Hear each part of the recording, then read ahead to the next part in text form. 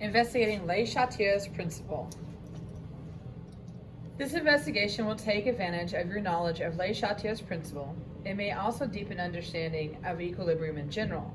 The objective is to prepare 6 equilibrium systems and a set of test tubes that display the colors red, orange, yellow, green, blue, and violet.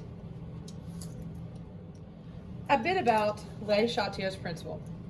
In Le Chatelier's words, the principle is stated: any system in stable chemical equilibrium, subjected to the influence of an external cause which tends to change either its temperature or its condensation, pressure, concentration, number of molecules and unit volume, either as a whole or in some of its parts, can only undergo such internal modifications as would, if produced alone, bringing about a change of temperature or of condensation of opposite sign to that resulting from an external cause. An alternative form of Le Chatelier's principle is as follows. In chemistry, when a system and equilibrium is changed, the equilibrium will shift to counteract that change. So there are some pre-lab questions to answer. Questions number 1, questions number 2. So make sure you complete those as well. Okay, so we have some initial setup, and we're gonna get to use some of our new equipment. So first off, we're gonna be working with the pH probes, and this little blip on how it works, you're gonna turn on your lab quest, and when it comes up, you can choose any one of these channels, but as soon as it plugs in, we'll get a reading for it. Now, the pH probes, these are the flat ones, and it'll make sense when I open up the bottle. This bottle contains a buffer solution, so we want to make sure that we maintain this, and simply unscrew the vial that releases the pressure, and now this can come out, and that's our pH probe. Now here's the thing, when you're not using this, go ahead and put it back in the solution, and when you are using it, that's fine. Just make sure you rinse off with distilled water before you put in the next one. All right, so we need to choose a new file. So we're gonna go file, we're gonna say new. Okay, once we have that, should be pretty set. We can click on the graph, and that way we can see what's happening. And so let's go ahead and get the setup. We're going to measure at a small volume, and it doesn't really tell us how much we're gonna put in there. So we have 2 clean beakers, and I'm gonna place some phenol red into the beaker.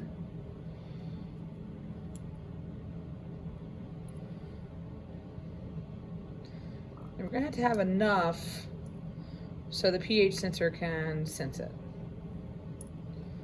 Okay. So we're gonna get our pH sensor in there, and what we're gonna do is we're gonna add hydrochloric acid to the pH mixture to bring it down to a 2. That's our goal. Okay. And so I'm gonna pull it out, and I'm gonna place it in there. And here's my pH right there. I'm seeing something there. And now I'm gonna add hydrochloric acid to start trying to bring it down. I'm almost there. Maybe one more drop. Oops. 2 drops. Nope, still not there.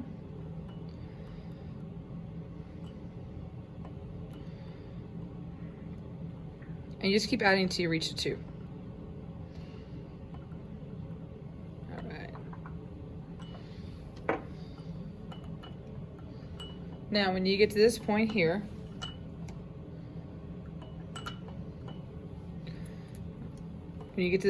go ahead and get your distilled water. You're going to spray off the end and get it nice and clean for the next. So I forgot to mention one trick of the trade, because these are really easy to knock over. Just place them inside of a beaker and put them off somewhere else.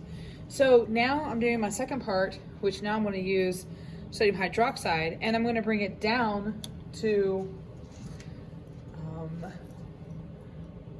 I'm gonna bring it down to a 10.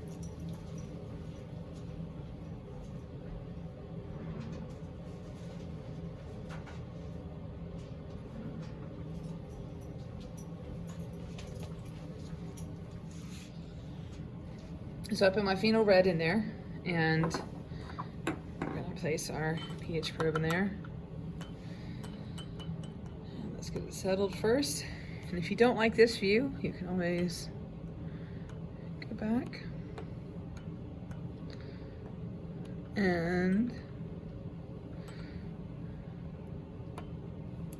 look at it that way. Okay, so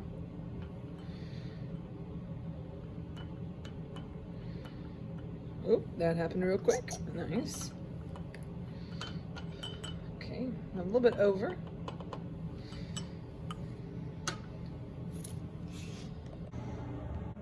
Okay, so again, we're gonna learn how to use our spectroscope. And we're gonna turn it on. There's a button on the side. And then whenever I get to this screen, I'm gonna say connect to spectrometer.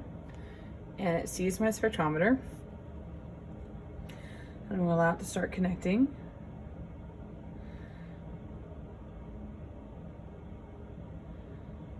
And now it's done. So now what we're gonna do is we're gonna click on the advanced full spectrum. Okay. And we always need to calibrate first. So we're gonna say calibrate, and this is gonna take a little time to warm up. Okay, so we're gonna follow the instructions. We're gonna place a blank curvette, and if you read the lab instructions, they recommend putting some distilled water in there. And as I mentioned before, your curvette has a smooth side on it, and it has ridge sides on it. So we're gonna have to make sure that we wipe down with a soft cloth, and I'll have that for you.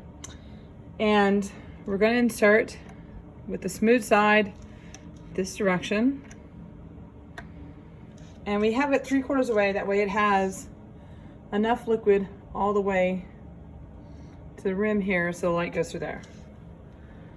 We're gonna say finish calibrating. And now we're just gonna let it work.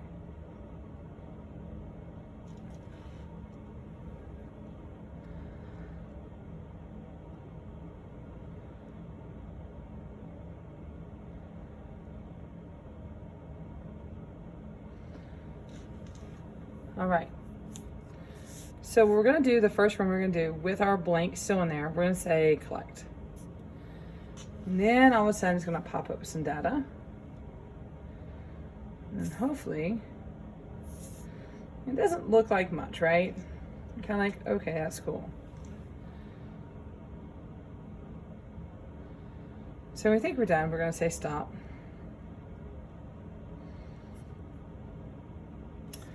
And we're gonna label this.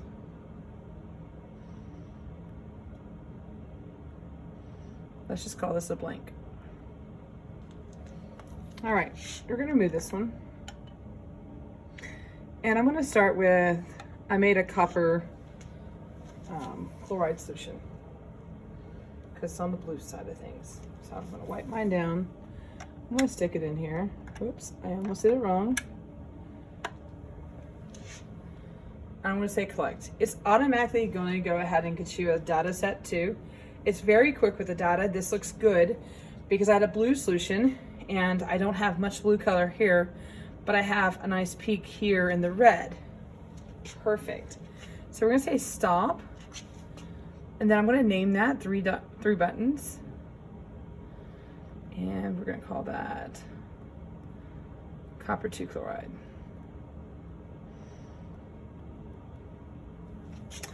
So let's just go ahead and do another one because they mentioned about doing it with phenol red. You are gonna make a blank for phenol red. So here's my phenol red blank. Going in, we say collect. And again, you can see that I have a shift over here. I don't have any red absorption, so this is working quite well. Again, stop absorbance, rename it.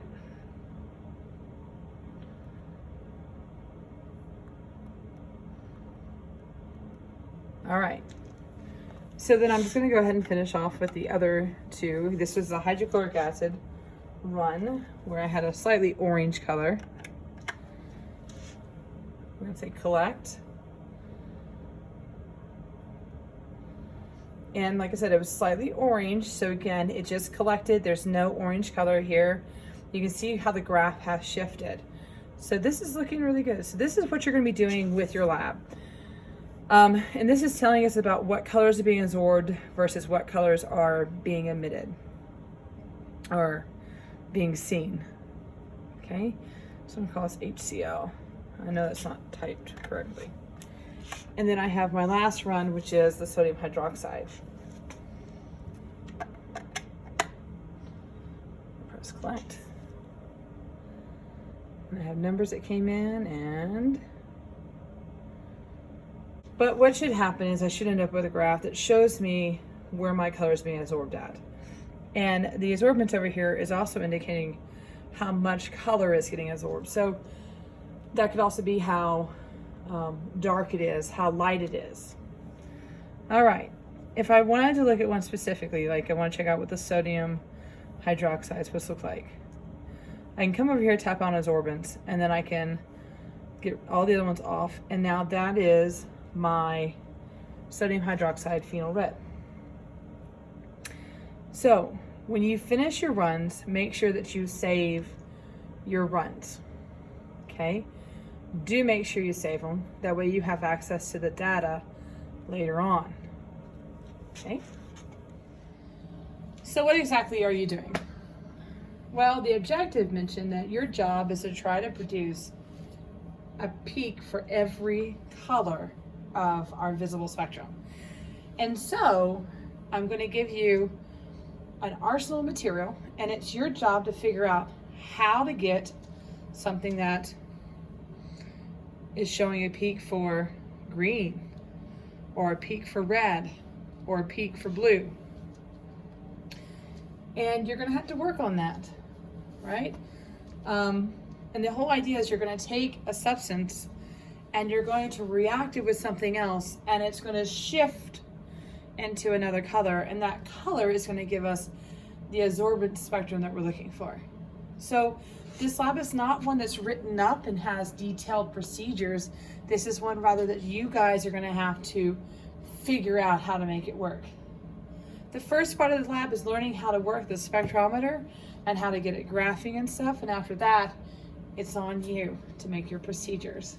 And again, we're looking for shifts. How do we make things shift into a reaction, and then how can we see those shifts with the visible spectrum? So good luck. I'm excited for you. One more thing, absolutely use the pH probes to help you with the indicators to get them into the right pHs, because the whole game plan is as you're moving those into a different shift, you're moving into a different color, and that color is also representative of a pH. So some of these you might want to look up the pH scale for the indicators to help you figure out how to make it work. Okay, looking forward to an awesome lab this week. Live long and prosper.